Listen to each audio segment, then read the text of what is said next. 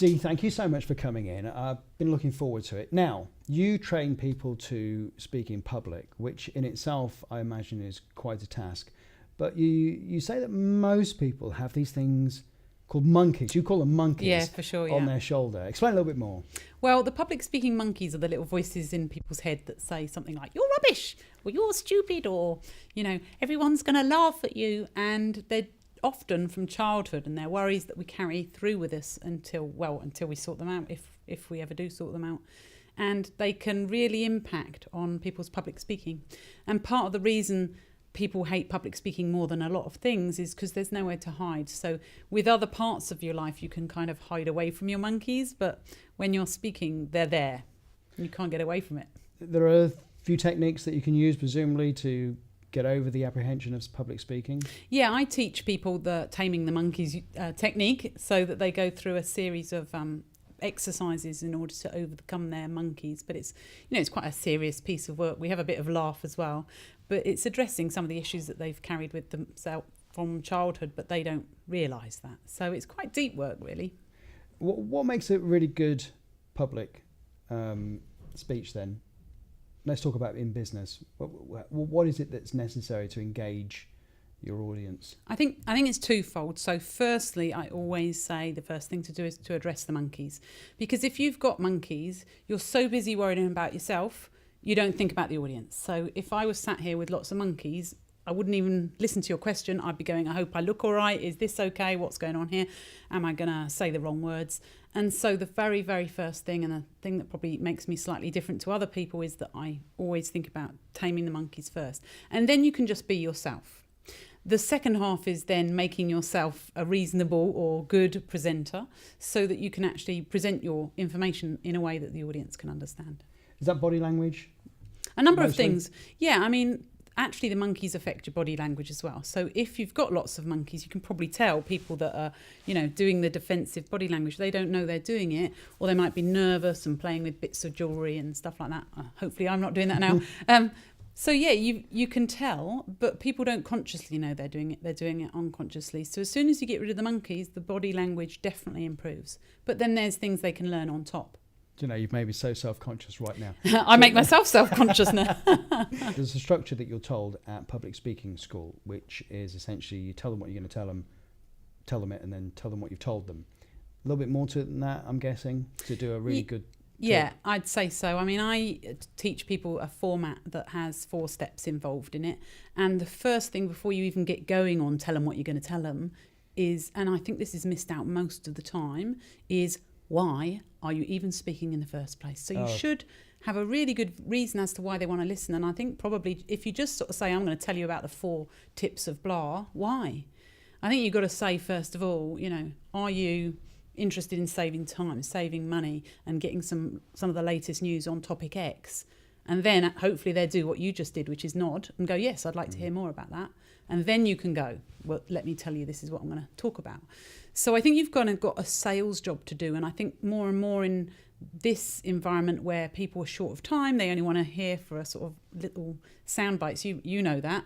When people only want to hear short snippets, you've got to sell in the reason for you even speaking in the first place. Does that make sense? Yeah, absolutely. So if you tell them why, but does that mean that sometimes you're not going to take the whole room with you? You're going to have a few people go, oh no, Dee's going to tell me about this, and it's not necessarily really what I'm interested in. How do you engage those people who sit at the back? Yeah. So that's just having a really good why. And in my why, there's always 3 reasons. So the first reason so if it was my speech, it might be to overcome your fear of public speaking. So I've got half the room say, yeah, I've felt nervous. And then the other half, you might say, well, you might already think you're good at speaking, but maybe you'd like to learn a few more tips to improve. And then you've got the other half. But the couple at the back that think, well, I don't need any help at all, I'd try and catch them with the third why, which is often trick one, if you like, a little bit sneaky, which is who here has children, nieces or nephews who they'd like to help improve their public speaking or how they communicate. And practically then you've got everybody. Do you see what I mean? So you have to have everybody in the room wanting to listen to you. So it's not necessarily that they would learn for their own benefit, it's that they're learning for somebody else's benefit. Yes, that's what they think. Yes. Right. Okay. You're taking them along it. The meat of what you're talking about, obviously, how do you keep that interesting? I use the magic number as 3. I always get my people in my trainings to sing to me that 3 is the magic number. We better not do that now. But splitting things in 3s is definitely a good way to do it. So what you mentioned earlier about, saying what you're going to say, then saying it, then summarising is a good way to do it. But generally 3 chunks. And if you're going to divide each chunk, that needs to go into 3 as well. Because it's easy to remember 3. It's easy to do it on your fingers. So if you forget, you can go, 1, 2, 3, there it is. That's the 3rd thing. So keeping it in small chunks and digestible. And I think most people try and put too much in any talk or presentation. If I was to generalise, I think that's probably the main thing is they try and say everything. And it sort of you count at the PowerPoints, and if they're foolish enough to put a PowerPoint slide 1 of 63, you're there for an hour or more. Oh, at least, yeah. Okay, so on the subject of PowerPoint, often death by PowerPoint. But what about props and things like that to make things more interesting? Yeah, I think they should be used with caution, but definitely used. So when I do my training, I teach people how to speak without any PowerPoint at all, such that then they can use PowerPoint and add it in as a visual aid, which is all it's meant to be. It's not meant to be a form of notes. It's not meant to be something to lean on. It's not meant to cover up for the fact you haven't learnt your presentation. It's just a visual aid. So on my courses, they generally learn how to speak confidently, and then we add in PowerPoint and say, so where would you put your slides now?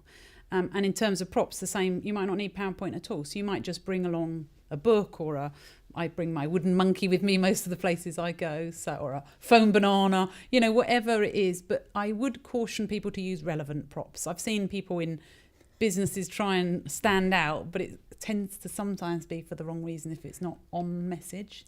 Usually a giant beach ball I've experienced being thrown around the room or something that's really quite random, and you think, what on earth is this guy on? Yes. Mainly Americans, I might say that. I think I can go with that. Okay, a big finish then on your talk. How do you get to the big finish? I think a lot of presentations have the mistake of just going, right, that's it then, thank you.